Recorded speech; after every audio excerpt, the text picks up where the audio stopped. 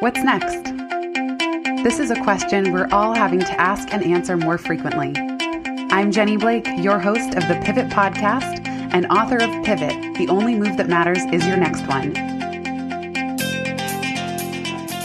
For show notes from this episode, visit pivotmethod.com/podcast. If change is the only constant, then let's get better at it. Here we go.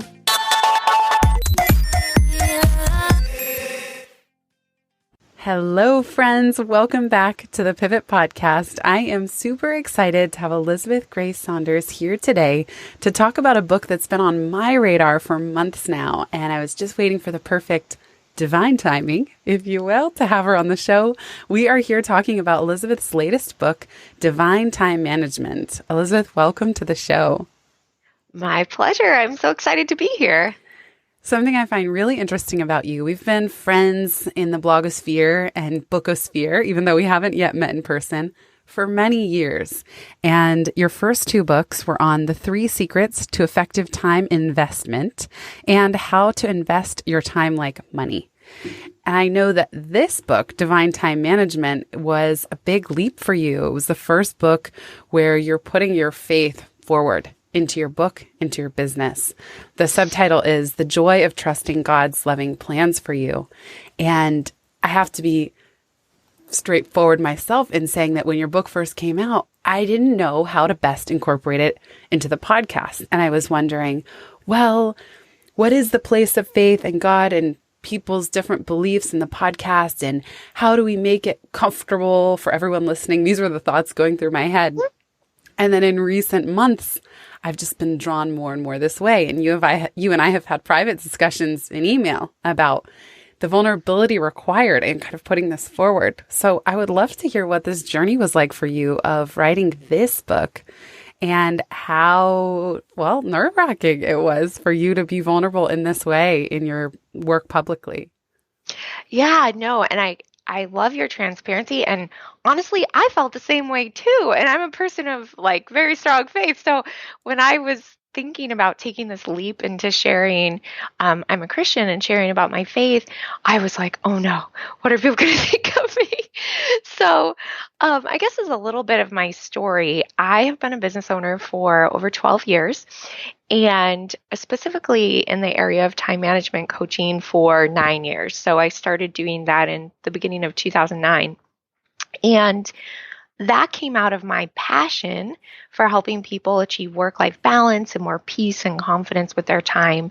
Because when I had started my first business, I had no work-life balance. I felt guilty whenever I wasn't working. I was stressed out all the time.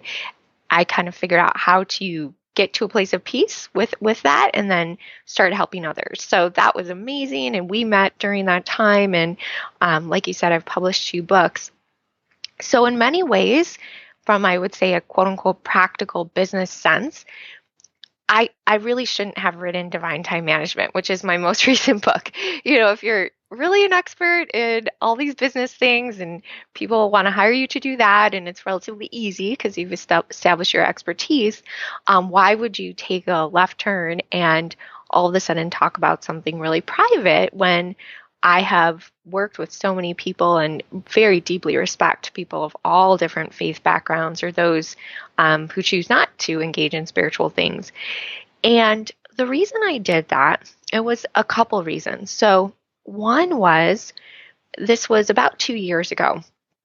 And I had been doing time management coaching for about 6.5 years and 6.5, 7 years. And honestly, it was starting to feel a little bit empty. There was something inside of me, and I think there's this 6-7 year mark for a lot of people with their businesses or just different things in their life, where I used to feel so passionate about what I was doing and what was going on and helping people with their schedules. And all of a sudden I felt a little bit like I was on repeat. Like you could press a recorder and I'd be saying the same things about priorities and schedules and planning. And that frightened me, because when you're really good at something and people know you for that and you have books with that, to all of a sudden feel like, maybe I'm not that passionate about it, feels scary. And you don't know how long you'll be able to keep that up. So that was one part. And then the second part was I was at church one day, and I often feel like God speaks to me at church, and I felt like I heard someone say something, say, I believe God, you need to start giving me the glory in your business. And I was like, so what does that mean? I bet when you I'm not first so, hear that, it's like, no, I'm no, not I so can't do sure about that. that. Yeah, I'm not so sure about that. So it's like, okay, so I know that you're taking away kind of my core passion for what I have been doing, and now I'm supposed to give you the glory. Does that mean I ditch everything? I mean, I'm having these thoughts like, do I leave behind my whole business? Like, do something crazy? And so I let it percolate for a few months. And what I ended up coming to the conclusion of is that it wasn't that I needed to ditch my whole business, but that I wanted to start a divine time management group coaching program based on Christian principles if people were interested, while I was still doing my one on one coaching with everyone, all over the world. And then also, I wanted to start on the book proposal for this book, Divine Time Management. And so to do that, I kind of had to come out of the closet to my audience. And so I did that through a series of newsletters that fall. And it was really amazing. A few things happened. One, I was scared. I was so scared. I was like, am I gonna lose all my clients? But I was like, I have to do this. I really have to do this. It's the right thing to do. And what ended up happening was that I felt reinvigorated for my whole business because all of a sudden I was integrating this part of me I'd never integrated into my work before. And that just gave me a little excitement and a little passion. And all of a sudden I started liking the one on one coaching again, the time management coaching. And I was also developing this new thing. So that was amazing. So it was kind of like I felt alive again inside. And then the second thing that was so interesting is that when I came out to my audience about the fact I'm a Christian and all of that, overall, the vast majority of people were amazing. Like there's some people that were like, I always knew you were a Christian, like blah blah, like sending me Bible verses. And then there was other people that aren't people of faith, but um, again wrote me just amazing amazing emails, and were like, I really respect who you are and what you're doing, and that you're being authentic to yourself. I'm not um, of the same faith persuasion, but it's awesome that you're being genuine. And in that process, I really tried to be respectful. So I gave people the option, if they wanted to basically opt out of those kind of emails, if that wasn't their thing. So I could keep track of that and still honor them and give them great content without giving them things that may make them feel uncomfortable, because I totally respect that. And then for those who are interested, I was offering more of that content. And then one final thing I'll say, and then I'll let you talk, is of course I had a few people that got mad at me and sent like mean emails and unsubscribed and did all of that. But it was just such a very, very small number that it honestly just isn't a big deal compared to all the number of people that were like, this is awesome that you're being genuine to yourself. Even if I don't necessarily agree with you, I still think it's cool that you're being honest and authentic. Which is such a contrast from the fear that everyone's going to leave in droves. Yeah. I love how you bucketed this into 3 categories: those who were all about it and extra excited, those who might not have shared the same faith, but were still happy to stick around and could discern what was most helpful for them or not. And then the very small percentage who did leave. Right. And there's always going to be that percentage. I find it so interesting that you, me, others I speak with, why is it that around this conversation of faith in business, are we so closeted? Like you said, come out of the closet. Someone else said, I feel like a Secret Service agent with my faith. I felt like I had to sneak in any of my spiritual beliefs into Pivot. Mm-hmm. And I also see this movement of people being sick of that. Like you described, if it starts to feel empty or incomplete, if you are hiding apart. But it's just so interesting to me that we live in a culture where we're raised to hide it in the first place. Right. Well, it's really, really interesting because I actually just read an article by Brene Brown yesterday, and of course, there's always the perfect divine timing that I just read it yesterday. So the name of the article was, and I know this will sound unrelated, but I promise Oh, I it love connects. it. Bring it on. It was called Gun Reform was the title, and then the subtitle was Speaking Truth to Bullshit, Practicing Civility and Effecting Change. And basically the point, and this was adapted from her new book, Braving the Wilderness, that came out by Brene Brown.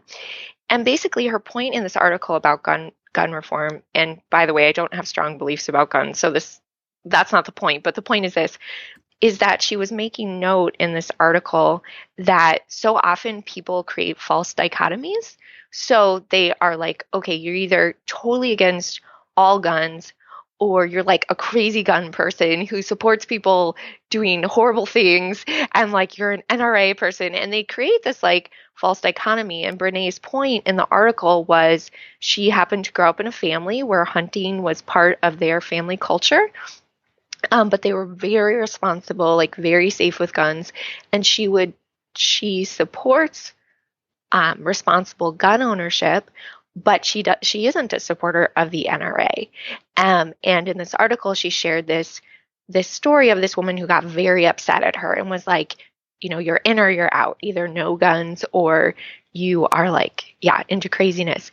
And so I think that's what can happen in the spiritual realm, is that there are some people, and I personally consider myself both spiritual and religious. So I see myself as a very spiritual person, very personal relationship with God. And I also choose to do outward things. Like I do go to church and all of that. And I would say I'm part of a particular group. But that being said, I would say that there are many people that are very religious but not spiritual.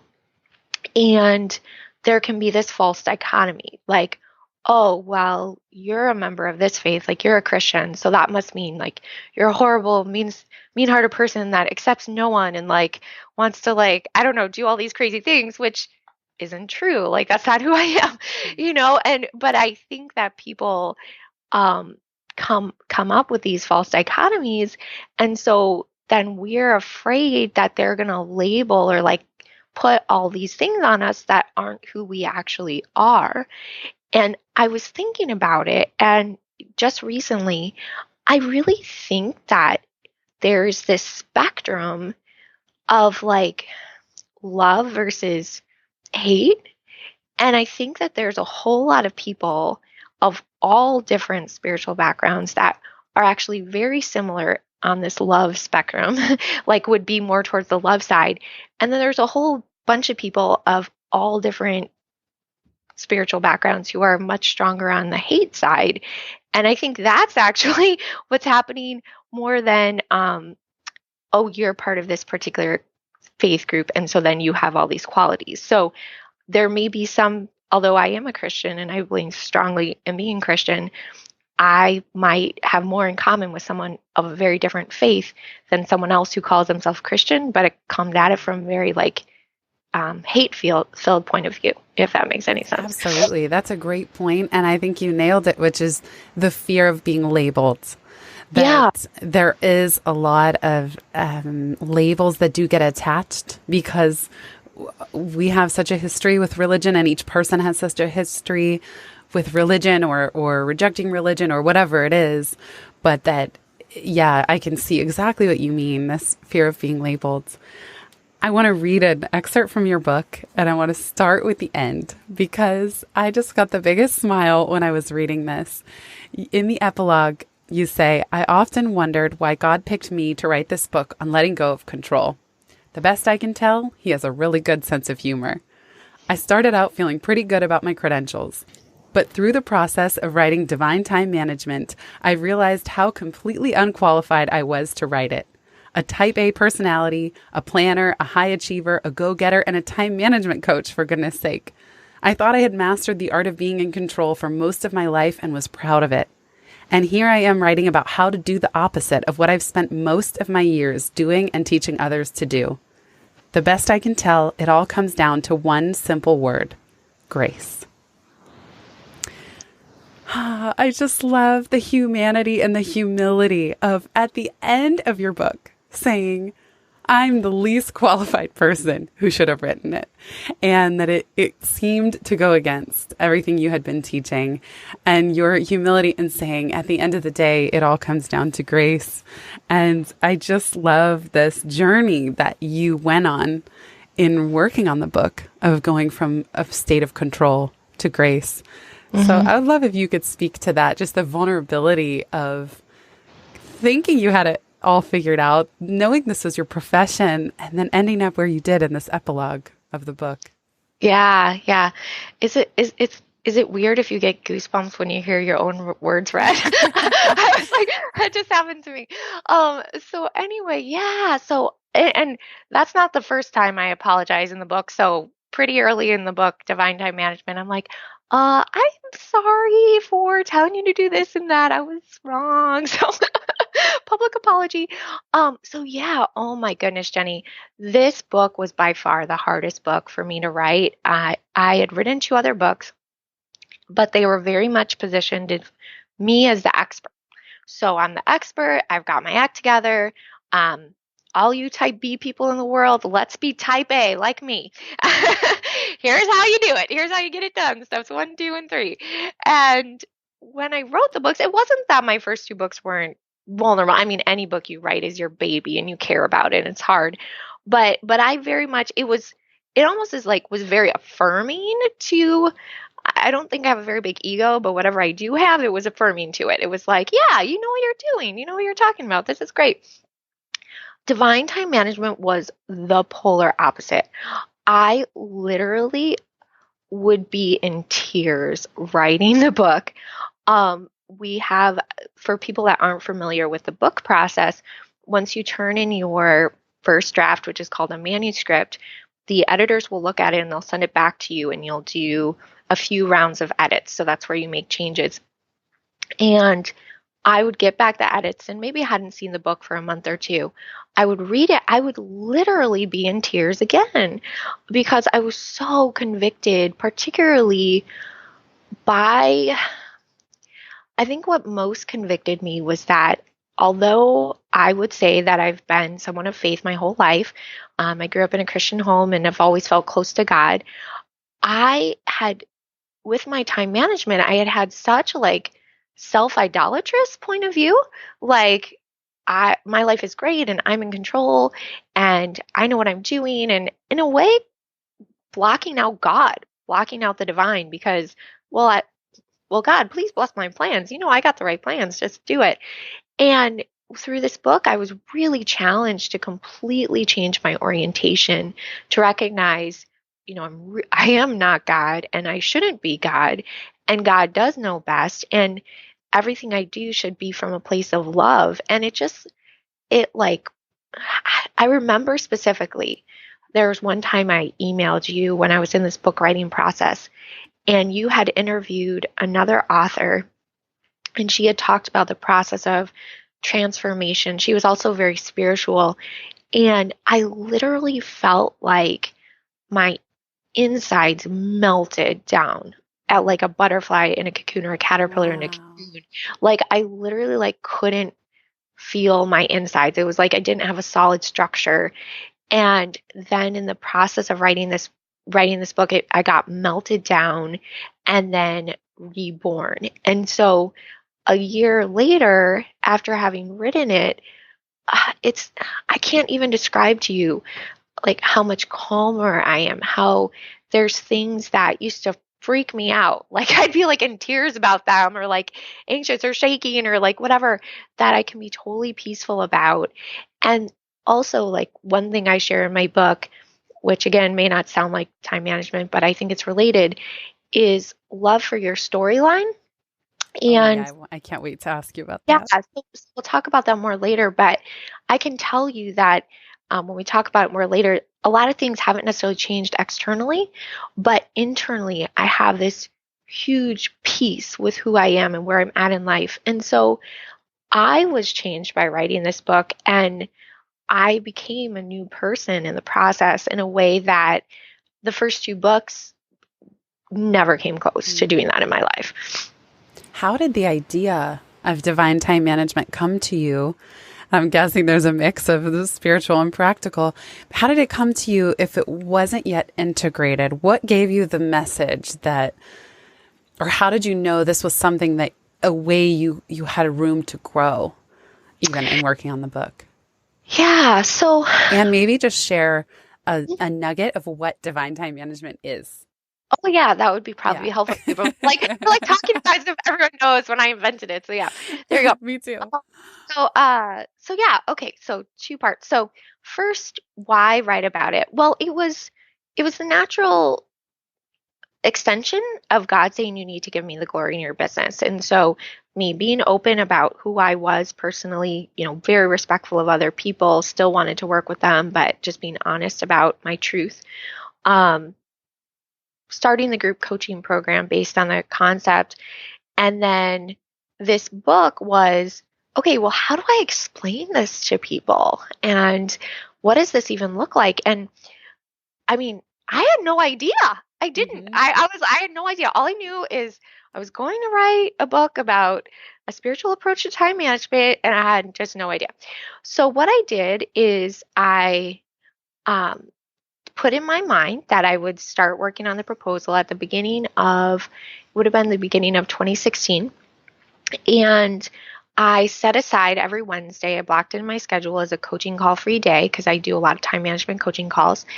And I would just go to a coffee shop and just work on this proposal. And for people who aren't familiar with the book writing process, when you're doing nonfiction, instead of writing the book, you start with a book proposal, which is kind of like a business plan, I would say, for your book to give a sense of what you intend to write about and why you might be the right person to write it.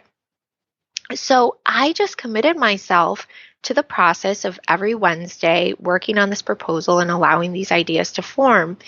And you just have to trust the process, like any writer, that the ideas will come when you put yourself in that creative space. And one thing I was very proud of myself about is typical Elizabeth would be like, okay, well, I'm doing this and it's going to be done by this date and this time and blah, blah, blah. But I just I let the proposal take what it needed. And so I told my agent roughly when I thought it would be done, but I ended up needing a month longer, and that's okay. So over the process of about 4 or 5 months, I came up with the construct of this idea. And Divine Time Management, the book, is structured in 3 different sections. And it's definitely faith-based, but I have people that aren't Christians or really even necessarily very spiritual at all who said they enjoyed it. So you never know. You might like it. I feel like I learn about Christianity through reading your book. Like, I'm sorry if this offends anyone, but I've never read the Bible. I've never done Bible study, but there's a lot of passages in there. And some of them I was like, oh, wow. Oh, I've never heard that. That really resonates. Yeah, no, that's awesome. Yeah, that's awesome. But it is very prominent. And I love that you went for it. You didn't tiptoe into this. You went all in. Yeah, I did. And so this is a whole shift of heart. So the first section of the book is about trusting God at the center of your time management. And this is, I think, one of the biggest things that makes it divine because it's our focus, our orientation. So I would say God, if you're from a different spiritual background, you might say, higher power or, God of your understanding or higher being, universe. That's fine. That's cool. But it's about taking our focus off of ourselves and like, I have to control things and I need everything my way or it's not going to be okay. Or I have to do it all myself. Yeah, exactly. I love just from the title alone and the way you wrote the book, it's so much more about surrender and partnership and love and respect. Exactly. And it's like not muscling time management like a bodybuilder. Exactly. And I remember I love listening to your podcast and you had someone on who was also very creative and he wasn't coming from like a faith perspective, but he was coming more from a spiritual perspective. And he had said, I wrestled a long time with not feeling like just thinking it was all based on me. And he had I believe he had applied to a ton of TED Talks or all of that. Jeffrey Shaw, yeah. Yeah. And then he was like, I realized regardless of whether I liked it or not, we all have to surrender. So there's something sometimes higher powers than ourselves at work. So that's the first element, like letting go of this need to control and muscle everything to a place of there is some higher being and he's working for my good. And then the What second, about people who what? don't believe even that? What about people who say, but is there though? Or they're not sure. Maybe they're just afraid. Or Yeah, yeah, yeah. Well, I mean, so first of all, I just want to validate that's totally normal. There's lots of people that feel that way and look that way, and they might think I'm totally kooky because in Mhm. my book, I talk about talking to God. And I'll be honest, like, even my editor, she was like, Elizabeth, like, should you really, like, she said it in a very nice way, but more or less, people might think you're crazy. Like, even Christian people. And I'm like, oh, I don't care. Like, that's like my experience of life. So I'm going to Yeah. say it. It's But you really can't go halfway, I think, on these. Like I love you yeah. have to be yourself. Yeah, exactly. And so for people that aren't kind of don't have a spiritual consciousness, um, Or they just yeah, want it. Like I can see eh, people who would think, yeah, divine time management sounds great. I would love to think that there's someone who has a higher plan for me, but I'm afraid. I'm afraid to let go right, of that control because right, what right, if everything does fall apart? right, right.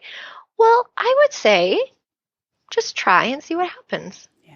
And so much of this isn't actually that huge a change in what you do. It's a shift of your heart, your Mm. mindset. So I'm not saying sit on your butt on the couch and eat potato chips and expect the universe to bring you everything you want without you doing anything. Like, that's not what I'm saying. But what I am saying is, okay, well, how about you just try it out? Maybe you're not sure there's a God. Maybe you don't know if any higher power is working for your good. How about you just try? You just, like, instead of freaking out about something you can't control anyway, how about you just try to be at peace and just think, okay, I don't even know if anything's out there, but I'm just going to trust it's all going to work out. Things aren't going according to my plan, but I just trust everything's going to be fine and I'm going to be taken care of. And no matter what happens, I'm going to be okay. And then just see how that impacts you. Are you more peaceful? Are you more calm? Do you have greater confidence and greater joy versus if you're like, oh my gosh, it's not going to be good. I'm running late. I'm running late. The world's going to end. Like, seriously, do you want to live that way? So I mean, it's just a happier way to live, and Mhm. so just try it out and see how it goes. So I would say that's I love those questions. Please keep asking those because I have a tendency to just be in my happy little world and be like, oh well, everyone did it this way. So yeah, so but great question, and I would just say just try the surrender thing and see how happy you feel. And again, this isn't about abdicating personal responsibility, and this isn't about despair. Like, I'm not saying like, oh well, I can never ever do anything to improve my life, so it's just hopeless. No, no, this is, I'm doing what I can, but then I'm surrendering, I'm trusting it's all going to work out. Hmm. um and then the second component of divine time management in my book is love for your true identity, which once again may be like, what? Time management, identity? But as you can see in the book, I talk about a lot of false identities, these molds we feel we have to fit, labels we live up to, positions or possessions. And what's so sad is that so many people are spending the majority of their time trying to live up to some image or some expectation in their head, and they're not being authentic to themselves at all. And that's probably your biggest way you could waste your time because you are living for something, investing your time in ways that isn't who you really are and isn't what you really want to do. So that's the second part. And I talk about what are some of those ways we have false identities and then how to break free. And that's, I mean, goodness, that's something that I've really had to work on a lot. And going through this book, even I became a lot more authentic as a person. And then the third part of the book is about instead of having this idea of us having enough understanding of the whole big picture of the universe to know exactly what our priorities should be at any moment, the concept of alignment with God. And I divided that chapter, or excuse me, I divided that section into 3 chapters. on right relationship with God, right relationship with others, and right relationship with yourselves, with the whole concept being that Jesus talks about loving the Lord your God with all your heart, soul, mind, and strength, and loving your neighbor as yourself. And this goes back to what we were talking about in terms of, why do people not want to say I'm a person of faith? Well, we're afraid of being labeled as like hateful people because we do have faith, and that is not what Jesus taught. Like, Jesus taught us to walk in love, to honor people, to respect them. And I really believe that if we're living lives of love, that we will experience the best possible, even if we don't get the most things done in a day. So beautifully said. You've captured it really well, this feeling of, I call them sexy shoulds. And whether it's an impression of who we think we should be, or even a request for our time that almost seems compelling. Like, I think there are certain ways that we contort ourselves that we know we shouldn't do. And it's an obvious no. But then there are other aspects of time management. And I love that you tie it right into our very identity, because that's why I think time management is not this just super cut and dry thing of, oh, come on, you just need to learn how to schedule better or prioritize better, because our identity is tied into this. And things you talk about, like people pleasing or being someone we're not. How did you said you became more authentic in this process. How do you discern divine time management and this more easeful approach when even very sexy shoulds were on the table, like opportunities that seemed compelling that you should say yes, or aspects of yourself that you would feel you should pursue? And then ultimately, how do you decide, or how do you tell that it's not the right way to go? Yeah. So in terms of this, I think all of us have these. It doesn't matter if you're a business owner, any part of your career, whether you even have a career or not. But I'll just talk specifically business ownership, because I think that will probably be the most dramatic for some people. So, right in the same time when I had on my heart that I wanted to start on this journey of divine time management, God really put on my heart to stop doing time management training. So I was still doing time management coaching, but in addition to coaching, of course, you can do training in corporations. And the reason that I stopped doing that, or felt I should stop doing it, is that I was taking on these trainings, and it had felt great, and it was starting to feel like oppressive. Like, I literally, instead of being like, oh, that's great, I got a time management coaching contract, like I literally felt like I was getting closed in from all sides. Like, I don't want to do it. This is awful. Like, and I really struggled, because from a quote unquote practical business point of view, like, this is brilliant. You have these corporations coming to you. They'll pay you lots of money to do these things. But it felt awful. Like, there was no passion in me for it. I didn't want to do it.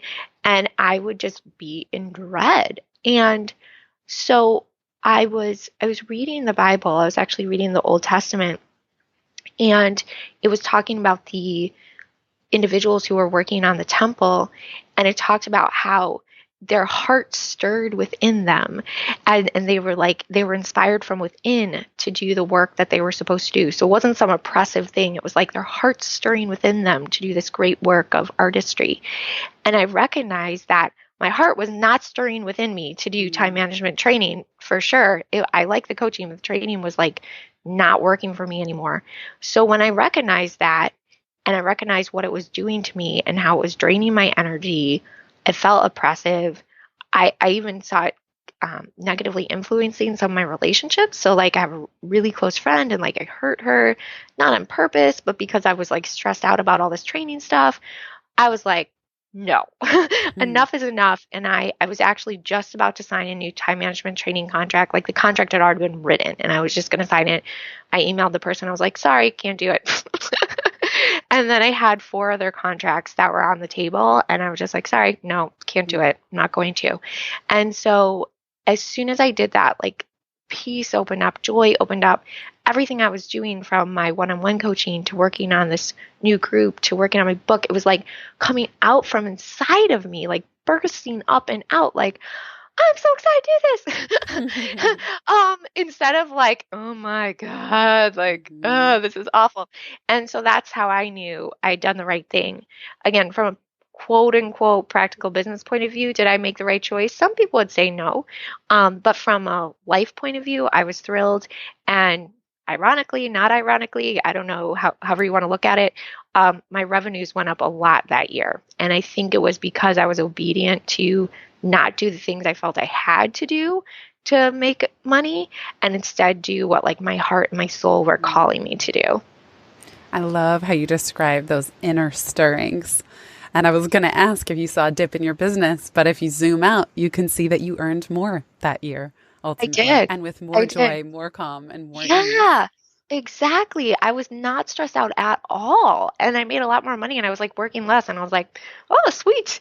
Awesome. Glad I did that one. Because some people would have the fear, no, I can't let go of my cash cow. I can't let go Right. of the thing Right. but Right. as you described, I mean, your language is so vivid as well that when you considered that opportunity, it felt like the walls were closing in on you. Yeah. That's a sure sign not to proceed. Yes. Yes. Don't do it. That's my advice. Don't do it. You're going to really regret it later. I want to circle back to what you mentioned about storylines. And there's a section of the book about letting go of forcing your storyline, in which you get very vulnerable and you share that although you've been blessed with so many things and you have this great thriving business, your health, your friends, your family, the one area that you had a storyline that you'd be married with kids by now. Mhm. And that so much of the acceptance and it's incorporated into divine time management is you don't always get everything you want right away. So I Mhm. would love to hear how you wrap your mind and heart around the changing storyline, even when it's something that you feel called to have and bring into your life. Yeah, I'd be happy to share. And just like, so I guess people have a point of reference. I don't mind sharing my age. I'm 35. So for some people, that might be like, oh my gosh, you're so young. Like, get over yourself. But to put a little context, I live in the Midwest and I'm a Christian. And so, like, people get married when they're like 20 and have 5 babies by now. So, like, like I'll give you a little context there. So yeah, so this was definitely the hardest part of my book to write. It was the very end of my book.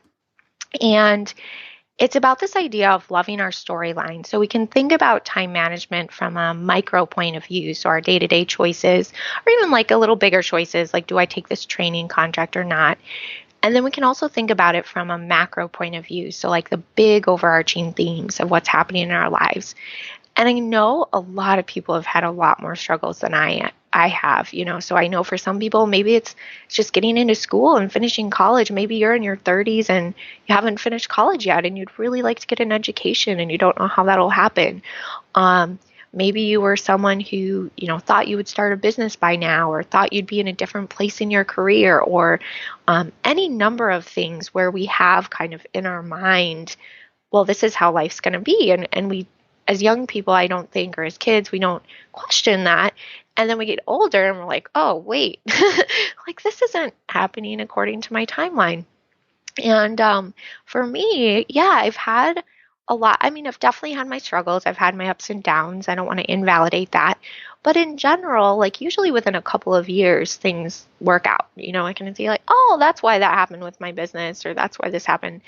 But for me, the area of relationships hasn't been that way. So I've dated many people, I've been in many relationships, but have not come to the point of getting married or having children. And that's something I really love. Like, I'm the type of person that I volunteer at the nursery, and I'm babysitting my two of my godson's brothers this weekend.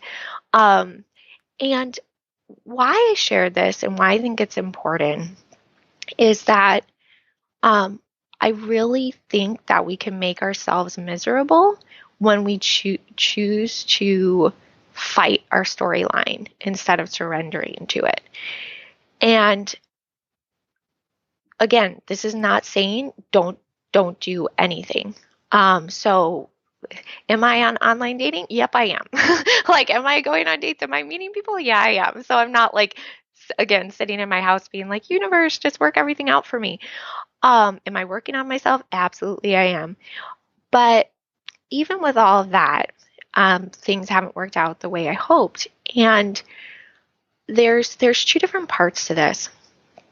I think one part is that I wanted to really validate it's okay to be upset about this. Just because a lot of things in your life are amazing, it's okay to be upset, angry, and frustrated with where you're at in life, whatever that may be, whether it's career, relationships, children. Some people really want to have kids and they are married, and for whatever reason, that hasn't happened yet. It's okay to be sad. It's okay for it to be hard. It's okay to cry about it. And in the book, I share that. And I read the audiobook, and honestly, when I read that part, I'll try not to cry right now.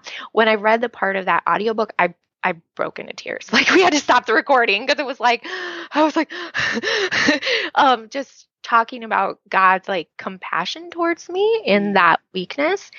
And so I just want you to know, whatever you're going through, it's okay to be upset about it, even if other people think it's trivial.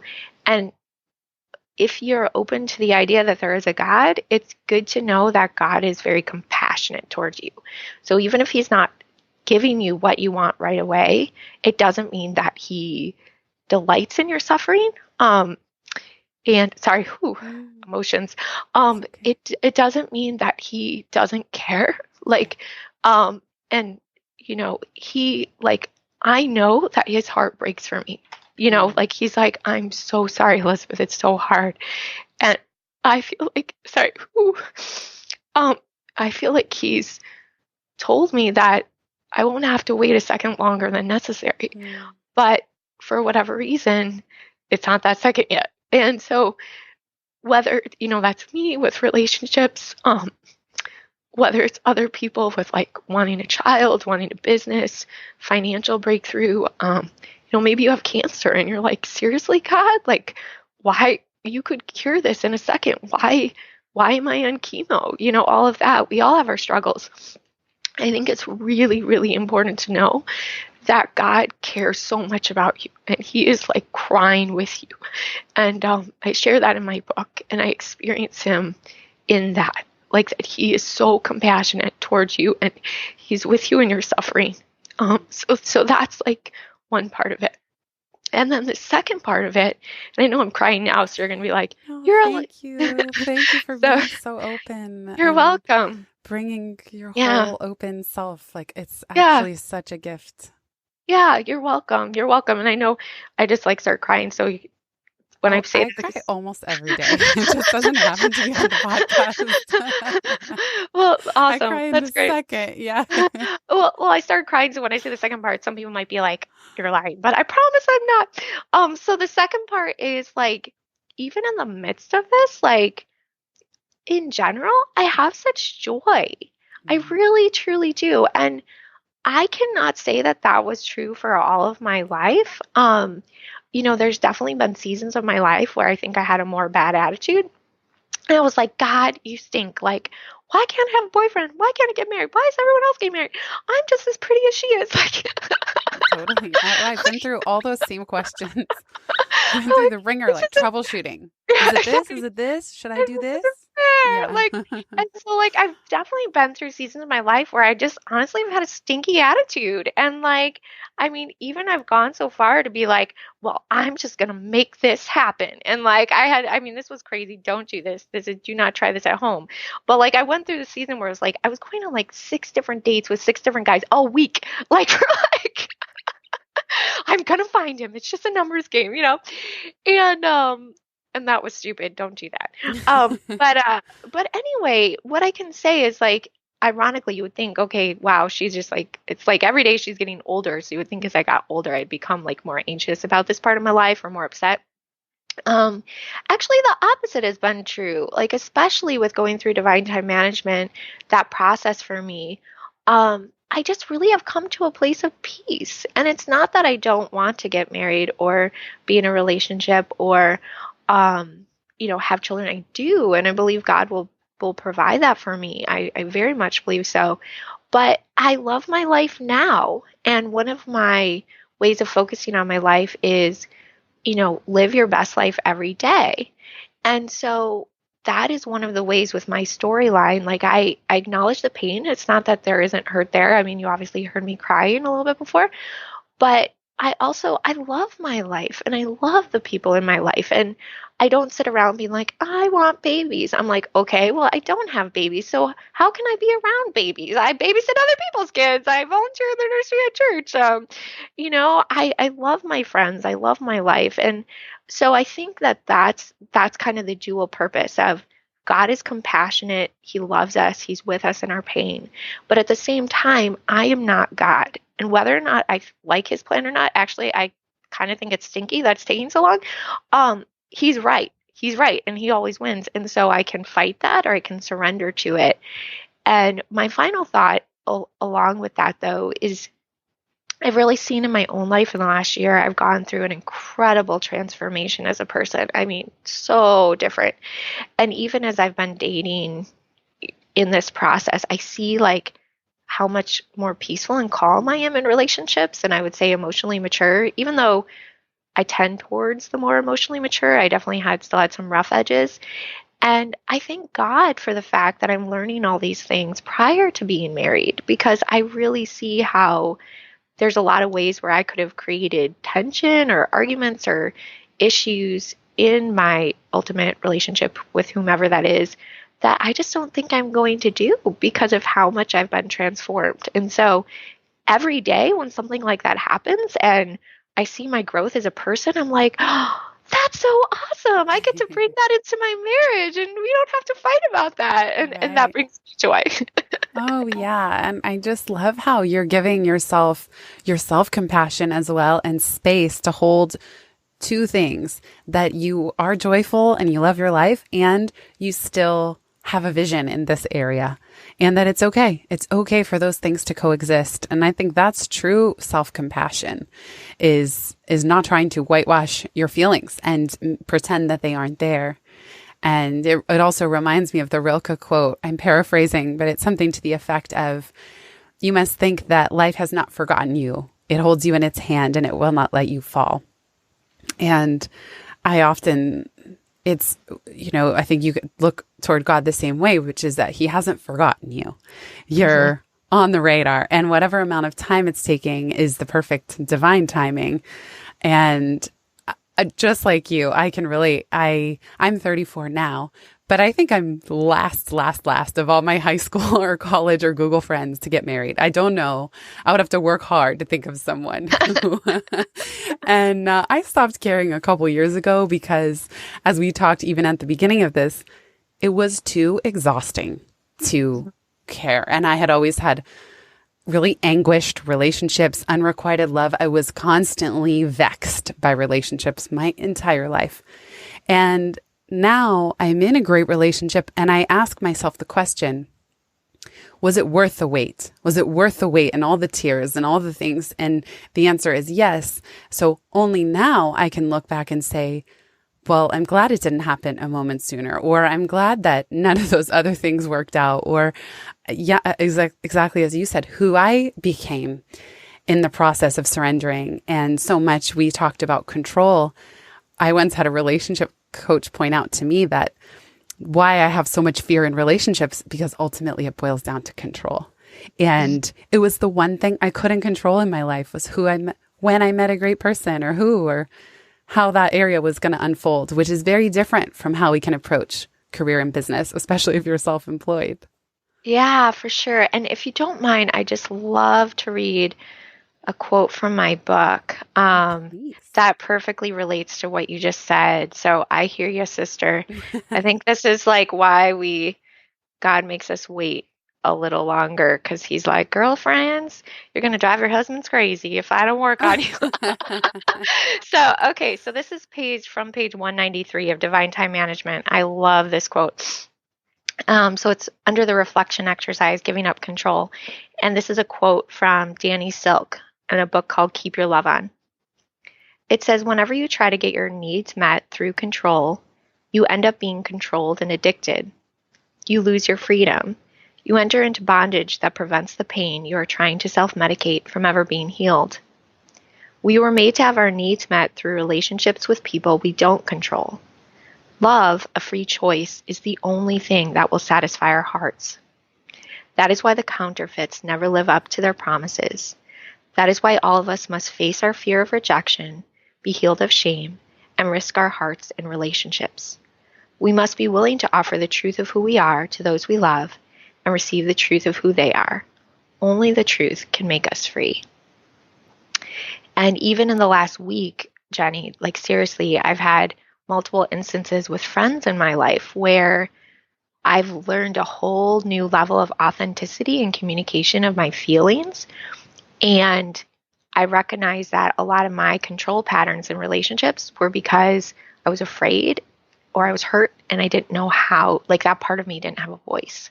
I didn't know how to articulate that. And so even seeing that growth in me, even literally in the last week, I'm like, oh, I'm going to do that so much better.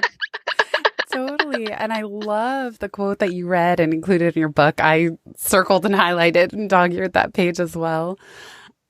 As we start to wrap up, I would love to know, by the time this episode comes out, your book will have been out for about 6 months of coming out of the closet, as you said, with this message and with putting your faith forward in your business. How is it going? I know you shared a little bit of when you started to do this with your coaching, but how has it been having the book so public, and how has this book journey been compared to your first two? Yeah. So, this was by far the most vulnerable. So November was when the book came out, November of 2017. And there was all this emotion leading up to it. You talked about crying every day. I was there. I was like, oh my God. I can just, anything can make me cry. Like happy tears, sad tears. It's always right below my eyeball. Yeah, no, I was all the tears all the time.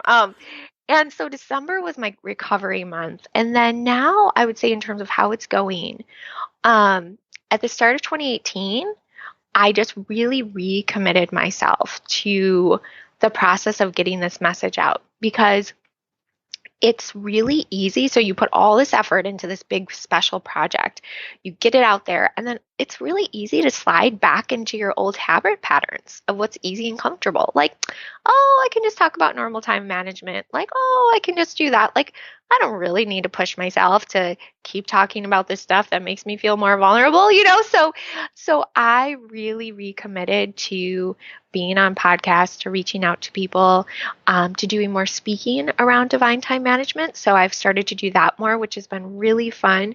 Also still vulnerable, especially when I'm in audiences where not everyone shares the same faith. I'm like, they probably think I'm crazy, but it's okay. and putting myself out there. And I love my core business with the time management coaching and definitely continuing to do that.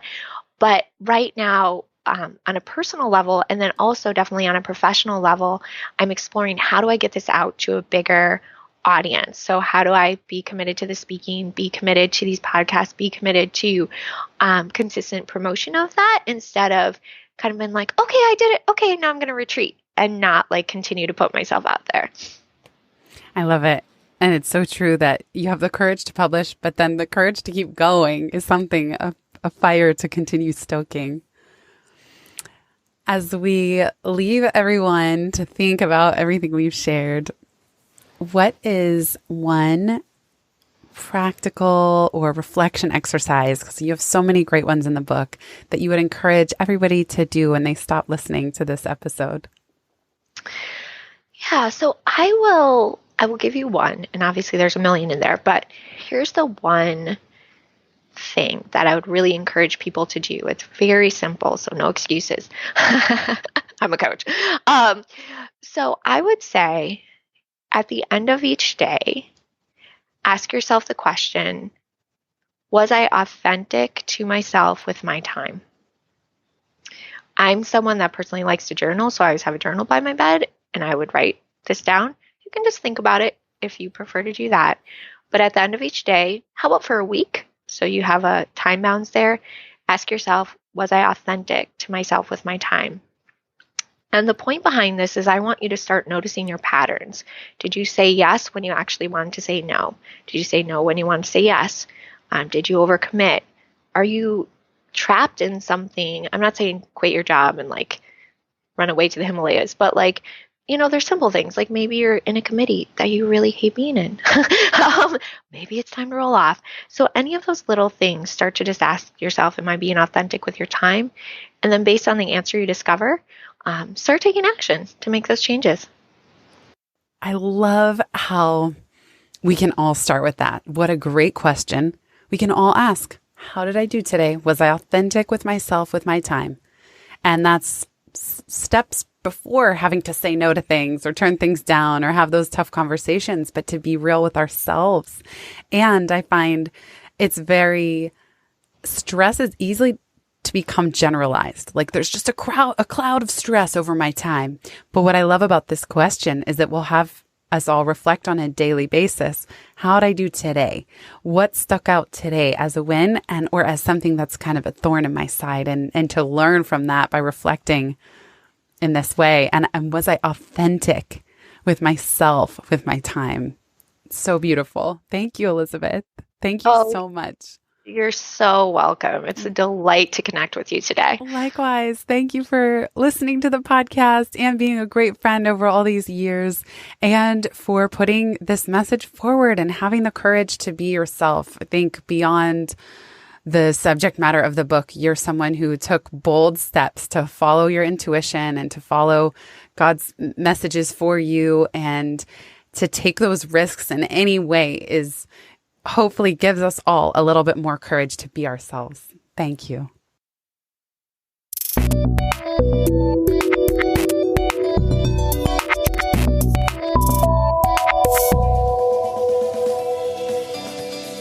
Thanks so much for listening to this episode of the Pivot Podcast. Make sure you don't miss an episode or my insider tips and templates by signing up for Pivot List, a curated twice monthly newsletter where I share the inside scoop on what I'm reading, watching, listening to, and the latest tools I'm geeking out on.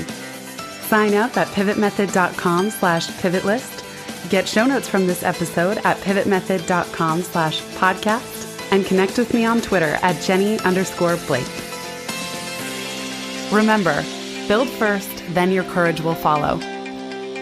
Hasn't it always?